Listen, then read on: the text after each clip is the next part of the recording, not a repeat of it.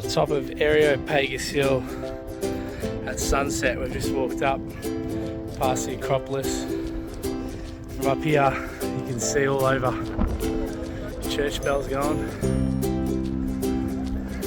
Unbelievably ancient place. Good morning! This is the balcony from our little apartment. You can see it's actually quite a green street behind us, and if you continue up this street it takes you directly to the main tourist street on the way to the Acropolis. So we're literally like 1 minute away from that area where there's all the eateries, all your tourist shops and everything. It's sort of semi-closed off to traffic. There is some traffic that goes through, so it's super quick around the corner, and then it's just like 5 minutes up to the Acropolis. So it's a really handy spot. There's a supermarket around the corner. There's some takeaways like Souvlaki as well. We went and got one last night, just a 2-minute walk away. So it's been a really convenient spot to stay. That's right, it's our first day in Athens, and we are heading up the walk, heading towards the Acropolis Museum. So Steph chose today to be the best day to do the Acropolis Museum. Steph? We did, yeah. We just arrived yesterday, so I figured this morning, hopefully we've had a good sleep, which we have. So we've got timed entry tickets. You book those online. So we're entering between 10 and 11, and you can stay for as long as you want for the day. It's a good way to see a lot of what we're going to see over the next few days in Greece, learn the history of it. There's stuff that's like, you know, in Australia, things are 200 years old max. We're going to go see things that are 2000 BC, which is pretty cool. Some of these little pots are from 6000 BC. That's 8,000 years old, and they're fully intact. They were all used as part of wedding and marriage rituals. So I'm guessing maybe one was made for each couple. 8,000 years, insane. Many of the sculptures and ornaments have been repaired and reconstructed so that you can see how they actually might have been. They filled in the gaps and put in supports to protect them so that they can be here for a long time to come, but also to show not just little relics, but actually how they were made in the first place.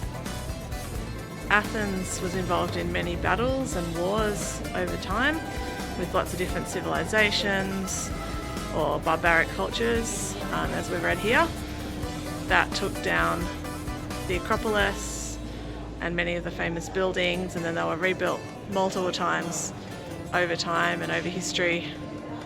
These are ancient rules from about 375 BC, and the people of Athens used to create their laws and put them onto stone tablets and put them where everyone could read them, citizens and non-citizens.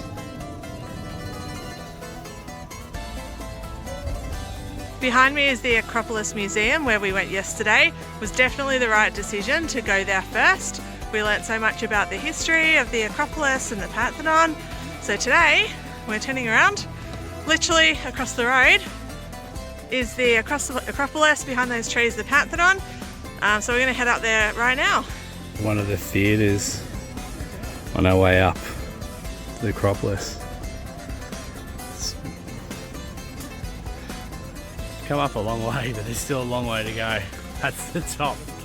We have come up a long way already. That's it behind me, that's the Pantheon. We can see little statues up in the corners that have remained. Most of them were removed between eras, between different uses of the building. This has actually been many things. Greek place of worship to Christianity. There was a mosque at one point, depending on who the rulers were, and told everyone else that this is what you can do in the building. You can see most of it's been rebuilt, or many of the pillars have been built around the outside. It's also one of the greatest viewpoints of Athens from up here. The scale of the Parthenon is just incredible, and this whole building, there is not one right angle in it. The ancient architects in about 500 BC built it with no right angles. Everything's tapered or a lean. All these pillars go up inwards and they're tapered up in between. Amazing feat of engineering that stood everything except a couple of cannonballs on an attack back, I believe, at the Persians. That's what's blown out one of the walls. This place was constantly under attack. We've just finished at the Acropolis, seeing the Parthenon, and now we're going to go see some whitewashed little villages. If you follow from the south entrance, there's a little road called Thirasalu, and this leads you up into the hills beneath the Acropolis, and there should be some little whitewashed villages to take a look at, so we're just heading up there now. That's nice, very fresh bread. That is very fresh.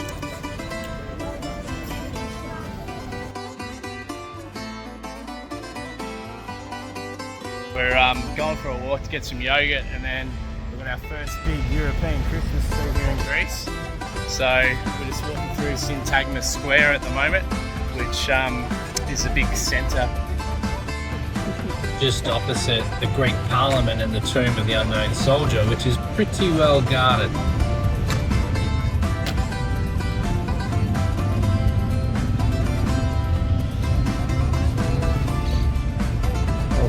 Standoff. This is the changing of the guard, and I'll tell you what, if you do anything wrong in Greece, you've got time to get away. They're not particularly in a hurry.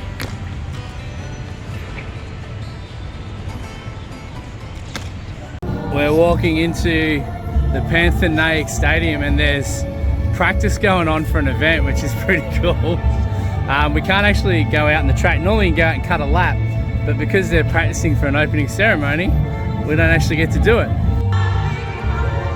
This is insane. Somehow we've lucked upon the rehearsal for the handover of the Olympic flame tomorrow from Athens to Milano, where the Winter Olympics are happening next year. So we're here for the rehearsal. We can see it all happening. Sit up in the stands. True experience. Pretty cool. The flame will arrive here and then head off towards Italy, ready to start the Olympics.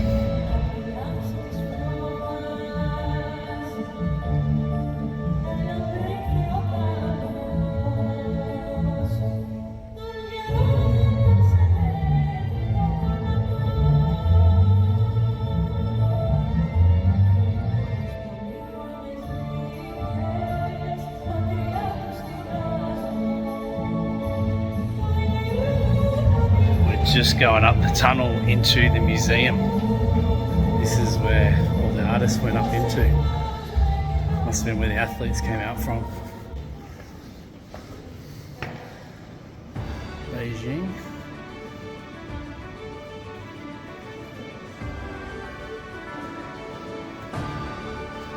This is one of the costumes that the priestesses were wearing out there while practicing. All the Olympic torches are up around the rooftop. Looks like Sydney. Is that Sydney there?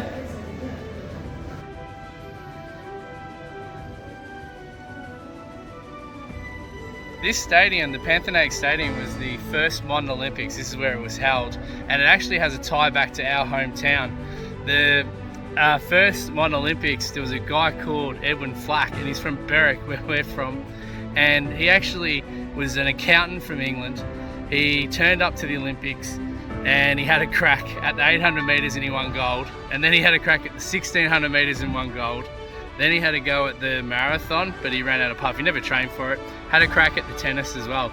Dude walked away with 2 gold medals for Berwick. There's a statue where the boys go to school at the local oval there. It's a pretty cool story of Australian just coming to the Olympics and yeah, I'll have a crack, and walks away with a couple of medals. We just had dinner back at the first restaurant that we went to when we arrived in Athens. Went back for the gyros because that was something else there. We've now come for a walk up to the hill. We've got the Acropolis behind us and then the city around the other way. We came here during the daylight when we arrived, and now we've come up at night time after dinner. It's just spectacular. So worth the climb up at night time to see everything under lights. It's just amazing. So that's our time in Athens. It's been a massive historical adventure for us. Every one of the visits has been a highlight in its own way.